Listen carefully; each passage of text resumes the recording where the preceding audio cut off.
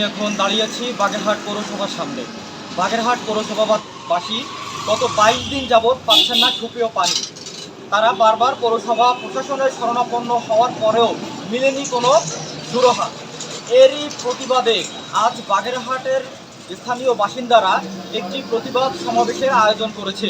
আমরা আজকের এই প্রতিবাদী কর্মসূচির মধ্য দিয়ে জানাতে চাই, বাগেরহাটবাসী তার ন্যায্যতা, তার হিস্সা, তার অধিকার আদায় করে নিতে জানে।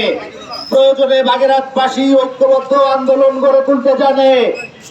বাগেরহাটবাসী প্রয়োজনে গদি নাড়িয়ে দিয়ে তাদেরকে গদিচ্যুত করতে জানে।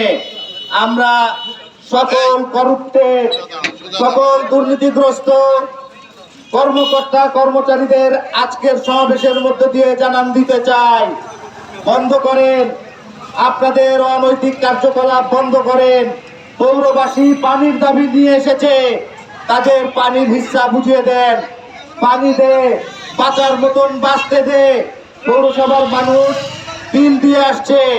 আমরা সংবাদ কর্মীদের মাধ্যমে সারা দেশের মানুষকে জানাতে চাই, আমরা বাগেরহাট পৌরসভায় যারা বসবাস করি, অসীম সংকটের মধ্যে আমাদের থাকতে হয়। বাগেরহাট পৌরসভা মানুষ পৌরসভা অভিমুখে মানুষ হতো না। তারা মনে করত এই জায়গাটি একটি অনিরাপদ জায়গা, এখানে গেলে মানুষের ইজ্জত রক্ষা হবে না, মানুষকে অপমান অপদস্থ হতে হতো। এবং এটি এমন একটি দুঃশাসনে পরিণত হয়েছিল যেটি আমরা বাগেরহাটবাসী জানি।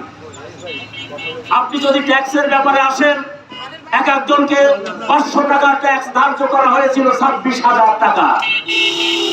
অন্যায় অবৈধভাবে তাকে পরিস্থিতির শিকার করা হতো এবং সেই জায়গায় তাকে আরো একটি মোটা অঙ্কের টাকা 10,000 থেকে শুরু করে 25,000 থেকে 1-1.5 লক্ষ টাকা ব্যাকডোরে দিতে হতো এবং তারপরে তার ট্যাক্সের ফয়সালা করা হতো।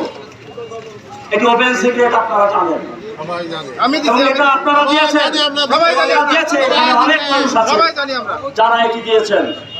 আপনি যদি আসেন, পানির দিকে তাকান, এক বেলা না খেয়ে থাকা যায়। বাচ্চা কাচ্চা, অসুস্থ রোগী, বয়োবৃদ্ধ মানুষ প্রত্যেকটা মানুষের বাড়িতে আছে। আমরা আকুতি মিনতি কাকুতি করেছি যে আপনারা পানির একটু সুব্যবস্থা করেন।